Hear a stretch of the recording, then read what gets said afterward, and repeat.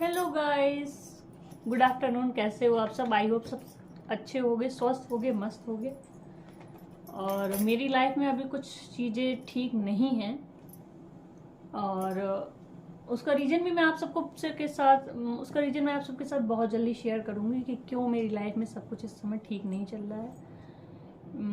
मैं फिजिकली भी ठीक नहीं हूँ, आप सबको ठीक लग रही होंगी, क्योंकि जो अंदर की चीज़ें होती हैं वैसे बाहर नहीं पता चलती हैं कि इंसान की बॉडी में क्या प्रॉब्लम्स है। ओपन चोट तो दिखाई दे जाती है कि हाँ यहाँ चोट लगी है। अगर आपको अंदरूनी चोट लगी है तो सिर्फ दूसरा जो देखेगा वो हाँ ये जरूर कह देगा आपको प्रॉब्लम होगी, बट वो नहीं समझ सकता उस चीज़ को। तो अभी 21 अगस्त को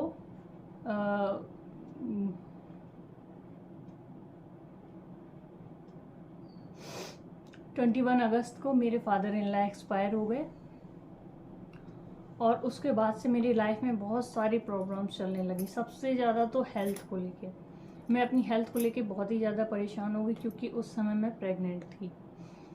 तो फिर मेरे ब्लड के क्लॉट्स आने लगे, ब्लीडिंग चालू हो गई। तो फिर मैंने सोचा कि लाओ मैं डॉक्टर को दिखाऊं, क्योंकि मैं बहुत ज़्यादा परेशान हो गई।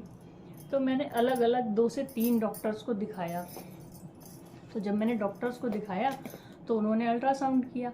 अल्ट्रासाउंड में उन्होंने बताया कि बेबी की ग्रोथ अच्छे से नहीं हो रही है, बेबी अच्छे से सरवाइव नहीं कर पा रहा है, और वाटर लेवल भी कम बताया उन्होंने कि पानी भी कम है बच्चे में।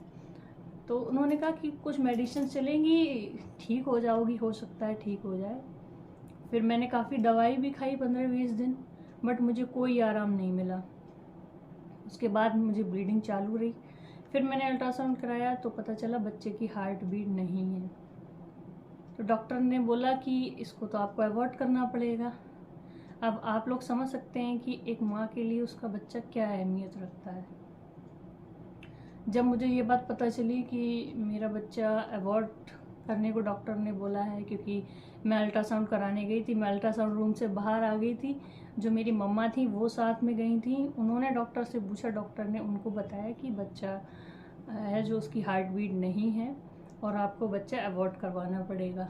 तो मम्मा ने मुझे बाद में बाहर आके, मुझे तो नहीं उन्होंने बताया, उन्होंने मेरे हस्बैंड को बताया।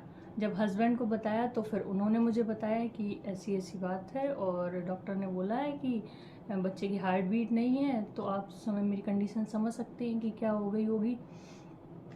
मैं तो बस रोई जा रही थी, रोई जा रही थी। मुझे कुछ नहीं समझ में आ रहा था कि आगे क्या करना है, क्या नहीं करना है। उसके बाद मैंने फिर से, मेरा मन नहीं माना, फिर मैंने दूसरे डॉक्टर को दिखाया, उनको कंसल्ट किया। तो उन्होंने बताया कि नहीं, अल्ट्रासाउंड ठीक है आपका और आपका बच्चा ख़राब हो गया, उसकी हार्ट बीट नहीं है, आपको अवॉइड करना पड़ेगा। उसके बाद मेरा मिसगैरेज हो गया। मिसगैरेज के बाद मेरी लाइफ में और भी मेरी हेल्थ को लेके इशू बन गए। तो अगर आप मेरी मिसगैरेज स्टोरी पूरी जानना चाहते हो, कैसे मेरा मिसगैरेज हुआ, किन कारणों से हुआ, क्या गलती थी, क्या मैंने ऐसा कुछ खा लिया जिस वजह से मेरा मिसगैरेज हो गया, या फिर और कोई फिजिकल एक्टिविटीज़ मैंने ऐसी कर दी जिस वजह से मेरा मिसगैरेज हो गया, या मेरी लाइफ में क्या हुआ, किस वजह से मेरा मिसगैरेज हो गया। मेरा 2 मंथ्स का मिसगैरेज हो गया, और 2 मंथ्स में आपको क्या क्या सावधानी रखनी चाहिए, ये भी अगर आपको ये सब जानना हो तो आप मुझे नीचे कमेंट में बताइए, मैं आपको ज़रूर इस टॉपिक की वीडियो बना के दूंगी। उसके बाद क्या हुआ मेरे साथ, उसके बाद लगभग 2 मंथ्स हो गए मेरा पीरियड नहीं आया। तो मैं टेंशन में आ गई कि भाई क्यों हो रहा है ऐसे मेरे साथ, क्या हो गया। तो फिर मैं डॉक्टर के पास गई। फिर मैंने डॉक्टर को बोला कि डॉक्टर ऐसी ऐसी बात है, डॉक्टर मेरा पीरियड नहीं आ रहा है और मिसगैरेज हो गया था, उसके बाद से कुछ भी ठीक नहीं है। तो डॉक्टर ने फिर से मेरा अल्ट्रासाउंड किया, जिसकी रिपोर्ट्स ये है। तो ये रिपोर्ट्स है। तो डॉक्टर ने इसमें बताया, ये देखिए, डॉक्टर ने इसमें मुझे बताया कि आपको ओवेरियन सिस्ट हो गई है। आपको अगर अच्छे से दिख रहा हो तो ओवेरियन सिस्ट, मुझे ओवेरियन सिस्ट हो गई है। और इस अल्ट्रासाउंड में भी आप देख सकते हैं अच्छे से, एक साइड ज़्यादा बड़ी है और एक साइड ये थोड़ी सी छोटी सी दिख रही है। तो मेरी दोनों ओवरी में ओवेरियन सिस्ट हो गई है, जिसको हम नॉर्मल हिंदी भाषा में गांठ बोलते हैं। तो डॉक्टर ने ये बोला है कि दवाई चलेगी 2.5-3 महीने, उसके बाद ये गांठ ठीक हो जाएगी। अभी तो मुझे कुछ ऐसा लग नहीं रहा है, क्योंकि अभी तक मुझे दिक्कत है, पेट में दर्द होता है और भी बहुत सारी चीज़ें हैं, वो मैं आपको बताऊंगी। पर इस चीज़ से मैं बहुत परेशान हूँ। मेरी दवाई भी काफ़ी टाइम से चल रही है और मैं ठीक नहीं हूँ, मैं ठीक हो ही नहीं पा रही हूँ। पता नहीं मेरी लाइफ में ऐसा क्या हो गया है, किस बात की भगवान मुझे ये सज़ा दे रहा है। और जो मेरे ये ओवेरियन सिस्ट हुई हैं, तो जैसे डॉक्टर ये बोल रहा था कि कभी कभी जैसे ब्लड भर जाता है उससे भी सिस्ट हो जाती है, कभी कभी पानी भर जाता है उससे भी सिस्ट हो जाती है।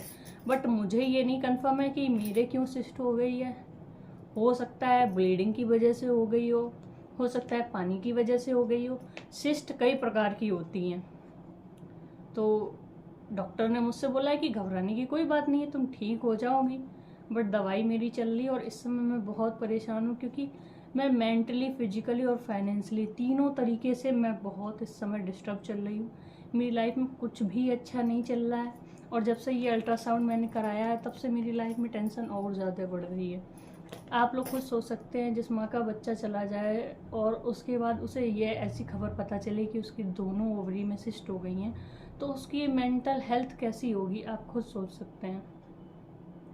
लाइफ में कभी कभी सब कुछ वैसा नहीं चलता है जैसा हम चाहते हैं, क्योंकि भगवान हमेशा वही करता है जो भगवान हमारे लिए देखता है, उचित समझता है। हमारे हिसाब से कभी लाइफ नहीं चलती है।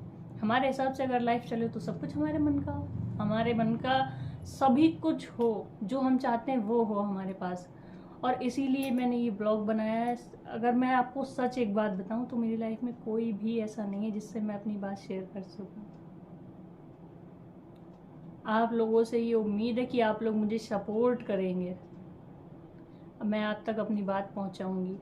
मेरी फैमिली में कोई भी नहीं है। मेरे मायके में मेरी फैमिली है, वो भी मेरी छोटी सी फैमिली है। और मेरे ससुराल में मैं और मेरे हस्बैंड के अलावा कोई भी नहीं है। मेरी मदर इन लॉ पहले ही एक्सपायर हो गई, मेरी शादी से लगभग 7 साल पहले। और मेरी शादी होने के बाद अभी पिछले ही मंथ में मेरे फादर इन लॉ एक्सपायर हो गए, उनको ब्रेन हेमरेज हो गया था। मैं नहीं रोना चाहती हूँ, क्योंकि रोने से कोई फ़ायदा नहीं है, लाइफ रोने से नहीं सुधरती है। पर जब लाइफ में प्रॉब्लम्स आती हैं तो याद तो आती है ना कि आज हमारे पास भी हमारी फैमिली होती तो उससे हम अपनी सारी चीज़ें डिस्कस करते। बट मेरी लाइफ में ऐसा कोई भी नहीं है जिससे मैं अपनी लाइफ की चीज़ें डिस्कस कर सकूं। इसलिए मैंने आप लोगों का सहारा लिया है। आप लोग मुझे सपोर्ट करिए, मेरे चैनल को सब्सक्राइब करिए। मेरी लाइफ में बहुत सी ऐसी प्रॉब्लम्स, बहुत सी ऐसी बातें हैं जो मैं शेयर करना चाहती हूँ किसी से, बट कोई नहीं है ऐसा जिससे मैं शेयर कर सकूँ। आप लोग प्लीज़ मेरी बात समझिए। और अगर आप लोग मेरी मिसगैरेज की पूरी स्टोरी जानना चाहते हो, कैसे हुआ, क्या हुआ, तो आप लोग कमेंट में प्लीज़ बताना ज़रूर। अगर आपको मेरी ये वीडियो पसंद आए तो प्लीज़ मेरे चैनल को लाइक करें, शेयर करें, सब्सक्राइब करें। ये मेरा सेकंड वीडियो है, तो आप लोग समझ सकते हैं कि बोलने में कितनी हेजिटेशन हो रही होगी। और बोलने में हेजिटेशन ऑब्वियसली होती है, क्योंकि कैमरा फेस करना वाकई में हर किसी के बस की बात नहीं है। मैं तो उन लोगों को बहुत धन्य का समझती हूँ जो लोग कैमरा फेस करते हैं। बड़े बड़े यूट्यूबर्स को जब मैं देखती हूँ तो मुझे ऐसा लगता है कि नहीं, वो इतनी ऊंचाई पे कैसे पहुँच गए। फिर मैंने जब फर्स्ट बार मैं खुद ब्लॉगिंग कर रही हूँ तो मुझे समझ में आ रहा है कि वास्तव में बहुत मेहनत उन लोगों ने की है, जो आज वो लोग उस मकाम पे पहुंच गए हैं। हम तो मतलब हमें तो कैमरा ही फेस करने में इतनी शर्म आ रही, हम कैसे अगर हमसे कोई भी गलती हुई हो इस वीडियो में तो आप प्लीज़ मुझे क्षमा कर दीजिए, क्योंकि मुझे कैमरे पे बोलने का एक्सपीरियंस नहीं है, बट फिर भी मैं बोल रही हूँ क्योंकि मैं थोड़ा परेशान हूँ। और आई होप सबको मेरी वीडियो पसंद आई होगी। और आप लोग प्लीज़ कमेंट करके ज़रूर बताना, अगर कोई कमी रह गई है तो प्लीज़ मुझे कमेंट में बता दीजिएगा कि क्या कमी रह गई। मेरे चैनल को लाइक करो, शेयर करो और सब्सक्राइब करो। और मुझसे जुड़ने के लिए मेरे चैनल को सब्सक्राइब कर दो। और क्या।